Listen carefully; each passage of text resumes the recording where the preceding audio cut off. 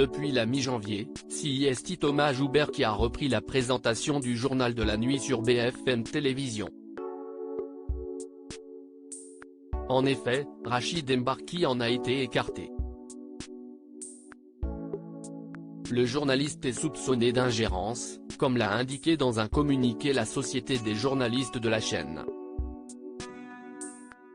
On me reproche d'avoir donné à l'antenne des infos qui ne sont pas passées par les circuits de validation officiels, a-t-il confirmé auprès du Parisien.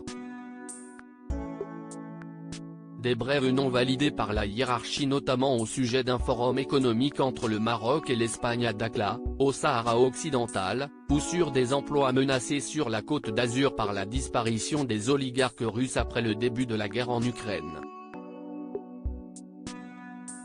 Certaines évoquaient le Qatar, le Soudan ou d'autres pays africains y arrivaient parfois comme un cheveu sur la soupe. Une enquête interne a été ouverte à BFM Télévision, mais Rachid Mbarki balaye les soupçons d'ingérence qu'il qualifie de fantasmes. Dans cette épreuve, le journaliste qui présente aussi fait entrer l'accusé sur RMC Story peut compter sur le soutien de sa compagne Bouchra. En mars 2022, les deux tourtereaux s'étaient rendus au défilé Christophe Guillarmé. Avant cette idylle, Rachid Mbarki a été marié à Marie-Anne Soubré, une avocate connue pour participer régulièrement aux grandes gueules sur RMC. En 1999, ils ont eu un fils prénommé Julien. Sa maman est connue pour son franc-parler. En 2014, elle s'inquiétait que la ville d'Avignon puisse passer dans les mains du Front National et ne mâchait pas ses mots. Je ne mettrai pas les pieds dans les mairies qui sont dirigées par le FN. Je ne vois pas pourquoi j'irais dépenser mon argent dans des villes où les gens votent majoritairement Front National. Je suis très libre avec ça, avait lancé Marie-Anne Soubré.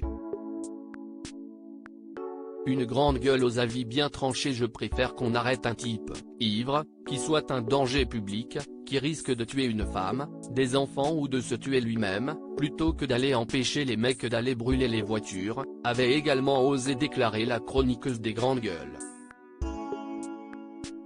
Le 1er février dernier, lors d'un débat sur une possible loi interdisant de poster des photos d'enfants sur les réseaux sociaux, Marie-Anne Soubré avait évoqué ses propres enfants.